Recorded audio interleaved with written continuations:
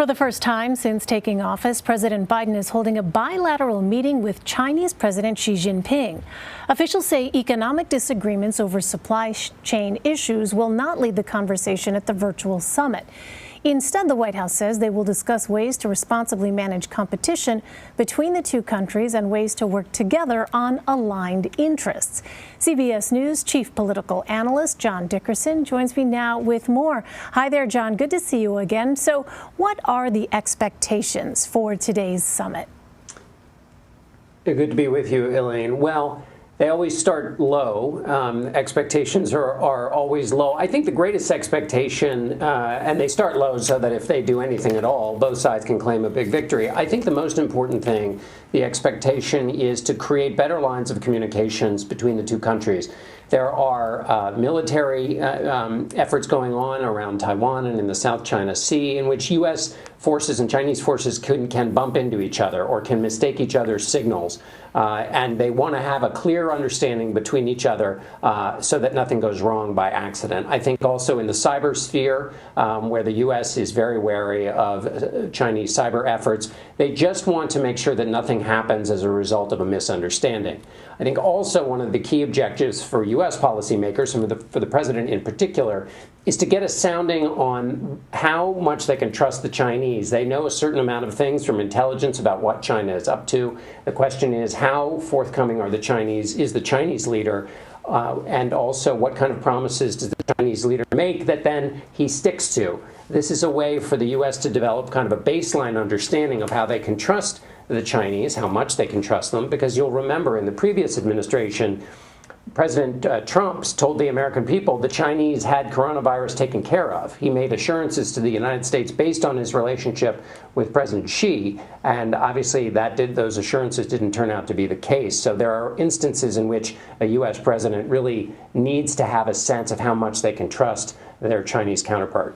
It's interesting, John, you mentioned part of the mission here and the goal is to strengthen those lines of communication, but this meeting is virtual.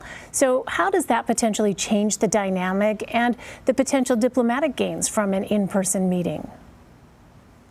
Well, it makes it much more difficult to engage in the kind of readings that you can take. And President Biden, who knows Xi Jinping, has a relationship with him that precedes his presidency. He also spent a lot of time working in foreign policy and has a pretty healthy sense of his own ability to read foreign leaders. And so that's a heck of a lot different in the Zoom era. And of course, there are major things, one left over from the initial disagreement still between the U.S. and China over the origins of the coronavirus. And that has to be worked out. And then also we should mention, of course, there are the Olympics coming up. So those are two other big issues we shouldn't forget. And the virtual nature of this will make it a little bit more difficult for Biden to get that reading I was talking about earlier in terms of how much he can trust and push his Chinese counterpart. Well, John, let's turn to Steve Bannon. After leaving the White House, Mr. Trump called him, quote, sloppy Steve Bannon, and said he'd been dumped like a dog. Now the former president is decrying Steve Bannon's treatment. What comes next, not just for Steve Bannon, but the others whom President Trump advised to ignore subpoenas from the January 6th committee? Well, President Trump, former President Trump's affections and allegiances are basically aligned with those people who are doing things that help him. And he and Steve Bannon are engaged in basically the same effort, which is to destabilize everything that they can destabilize. This is a long-term project they've been engaged in, which includes basically undermining the very nature of verifiable information. And Steve Bannon is very practiced at that art, and he will try through this legal proceeding to do that. And the idea is, of course, to turn what is a deadly serious event, which is to figure out what happened on January 6th and to find and hold those accountable who were involved, and turn it essentially into a circus. Not only to rewrite what happened on January 6th, but also to turn it into a rallying point for the president and his admirers.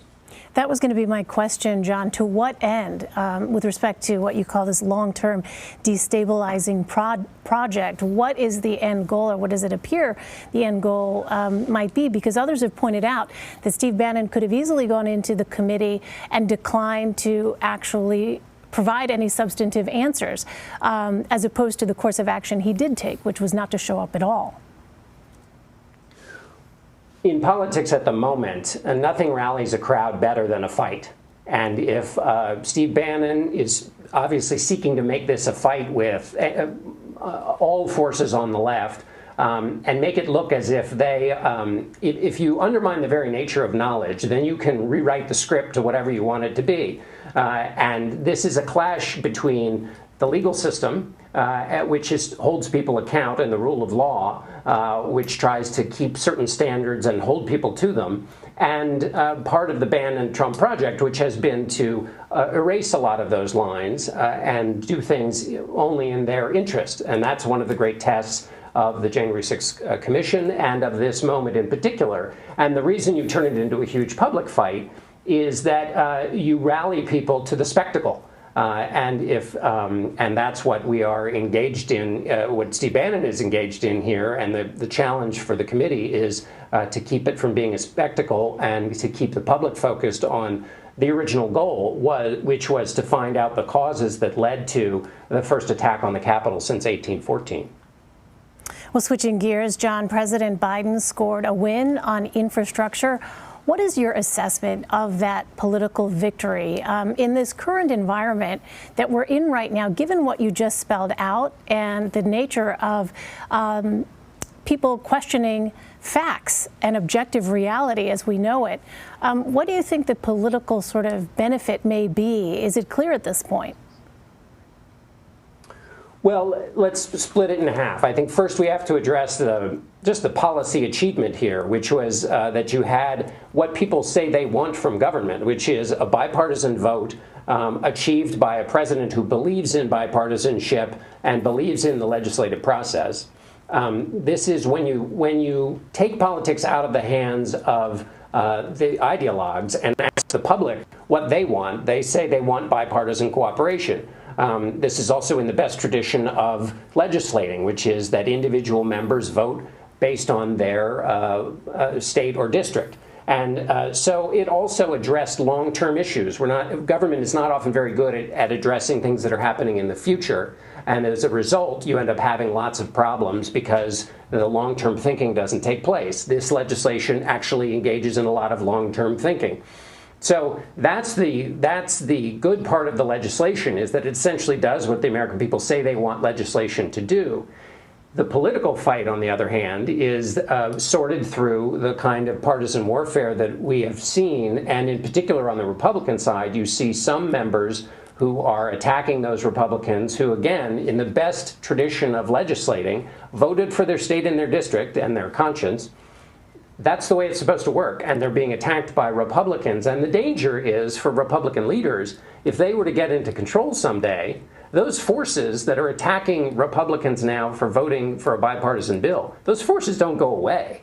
They will remain, they will probably be stronger, and future Republican leaders, should they take control in 2022, will have to engage with those roaring fires that are in their ember stages right now, which is why it should be in the interest of Republican leaders to come out and speak out against those who are threatening, including former President Trump, who are threatening those Republicans who voted for this bipartisan legislation. I mean, John, what does it say about the consequences of bipartisanship when you do have some Republicans who supported that infrastructure bill being threatened? Well, what it says is that if somebody doesn't step in and say what you're doing is threatening the basic legislative process, that's what these threats are. Because what they do is they're not only trying to punish those who voted, but they're trying to chill bipartisan behavior in the future. And it's obvious why they would want to do that. If you're a Republican, the majority in the House and the Senate is within grasp. And so why give a victory to the Democrats when you want to run in 2022 by saying those Democrats can't do anything?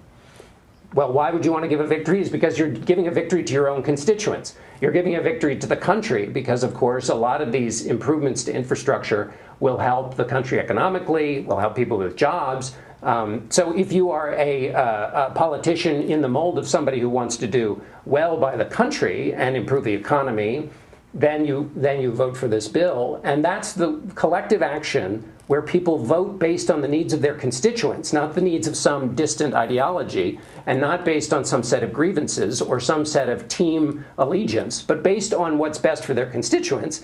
Then that works out the way it does. In this case, bipartisan agreement in the House and the Senate. If you can't do that, you can't do anything. And that's the danger of these threats, and why leaders who have to look to the long view and who have to, hopefully, Republican leaders one day legislate, they're going to need votes themselves. They're going to need a process that isn't chaotic and full of threats. And that's why it's in their interest to speak up now. Of course, there's a huge political downside for doing so, because the forces that have been unleashed are pretty scary. Pretty scary indeed. Finally, John, the president's social spending plan would alter the way the government engages with its people, expanding the social safety net. Do you think the country is ready for or wants that at this point? Depends what we mean by country. If you look at the polling, the country is all for many of the elements of the president's social spending bill. And when you talk to voters, they're for help with college. They're for universal pre-K. They're for help with child care or some of the other provisions, help with housing. So the elements of it are popular with the larger public. But the larger public doesn't vote in off-year elections. And what you see is, you see two things. You see the base of the Republican Party doesn't like this kind of government spending, also doesn't like what they see as a rewriting of the social contract. And they are more enthusiastic about the threat of that than Democrats are enthusiastic about anything that might pass. So that's the broader question. Now, the real question is whether you can get enough Democrats, given the razor-thin margin in the Senate and the pretty darn thin one in the House, to even come to an agreement. This goes to your essential question, which is, did the election outcome in Virginia and New Jersey and of a couple of weeks ago, it had, based on the conversations I was having with lawmakers, it had put a lot of energy behind getting something passed. We'll see if that energy is still around. At the moment, it seems like things are on pause, and it'll be quite an achievement if President Biden and Democratic leaders can get something to pass both houses. So many big open political questions right now. John Dickerson, John, we always appreciate it when you help us sort through some of it. Thanks so much. Thanks, Elaine.